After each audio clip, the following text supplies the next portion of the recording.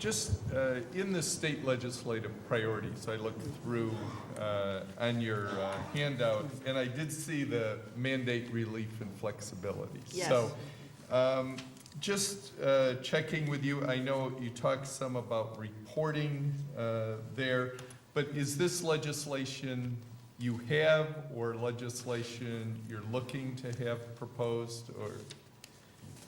So, It just said one of the priorities is to have legislation to do that, so just looking at your thoughts. well, let me say, I come from a superintendency in a large district, and it's always critical to know from superintendents what's causing them indigestion, if you will, making it difficult for them to function. And I think Senator Young brought up some issues that are really critical. I mean, we have things that are in place that put our schools that have gone through some tremendous shifts and changes and difficult budgets over the years to have to face things that we think there should be some relief from. So I think those are some of the things. We also have an issue related to contracting. So for transportation, for food service, and some of the contracts that districts have, sometimes we make it difficult for them to get a contract that's a good contract for them, that they know they may have to pass up someone they think would give them a better service and be able to provide more efficiency in that contract. So we just want to look at what we believe would be best for our districts to be the most efficient and the most supported of the students as they can be. So, you know, you have all sorts of, as we've talked about earlier, some unfunded mandates, right, that relate to issues all over the page for districts. I think it's important for us to listen to them when they say, you know, we need some relief on this, or if you change it this way, it would be better for us. Let me also mention the issue related to the smart growth regulations for construction, renovations, and addition projects. Sometimes the regulations that we put on districts cause additional expenses.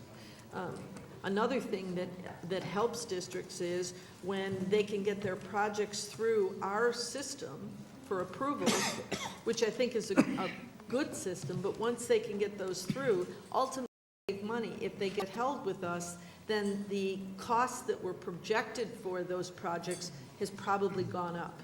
So there's just a number of areas where we feel that it would be helpful to have those kind of reliefs.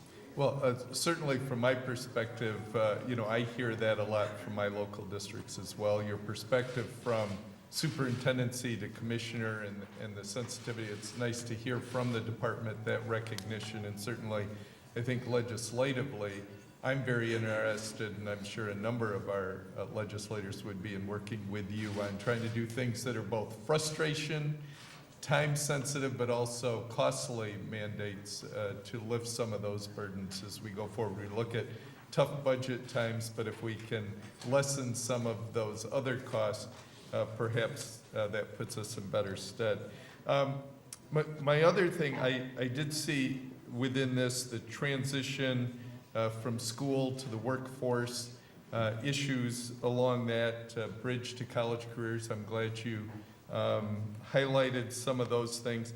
I am very interested in that whole issue of giving as many experiences as we can even to middle school, to high school students, of exposure to careers, experiences. I know we have some of our local businesses in our areas trying to challenge others to do up to 5% of their workforce. So if you've got 100 employees, try to get 5 students who are high school or college age to bring them in, to give them work experiences.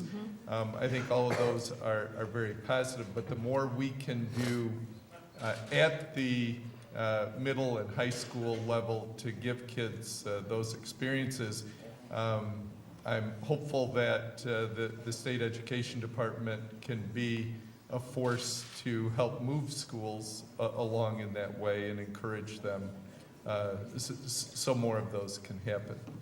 Well, I think the opportunities certainly are there. I've had the opportunity to also to speak to the business community in many areas across the state. And I think that the opportunity there is to get businesses, as you pointed out, if they open their doors and let students come in and experience some of the things that it means to be in a business environment, how to behave, how to talk, how to dress, experiences that they might not have, and take the opportunity to mentor those students, then the opportunity for them to have better employees, I think, is there. And that all plays into the development of a strong economy in New York. We have so many different areas that have economics that are really specific to that area. Companies and industries that could build themselves. They need to have workers, and the way to build those workers is to develop the people in the high schools, and as you pointed out, middle schools, to say, I want to stay in this place and I want to work for that company because they took me in and they gave me experiences that I wouldn't have had. So I think you're right on track to say that those are great opportunities for us to support, and we certainly are interested in doing that. That does play back to our requests for additional funding to support career and technical programs, because when you talk to businesses across the state, we need to connect what they need with the schools and develop curriculum around that and experiences around that for our students.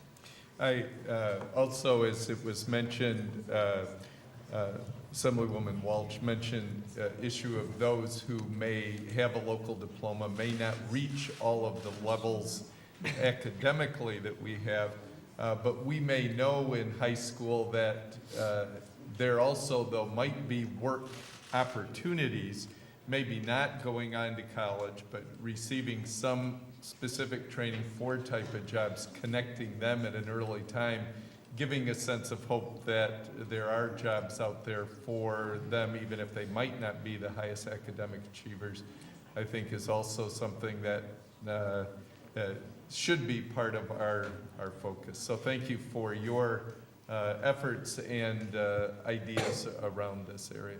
Thank you.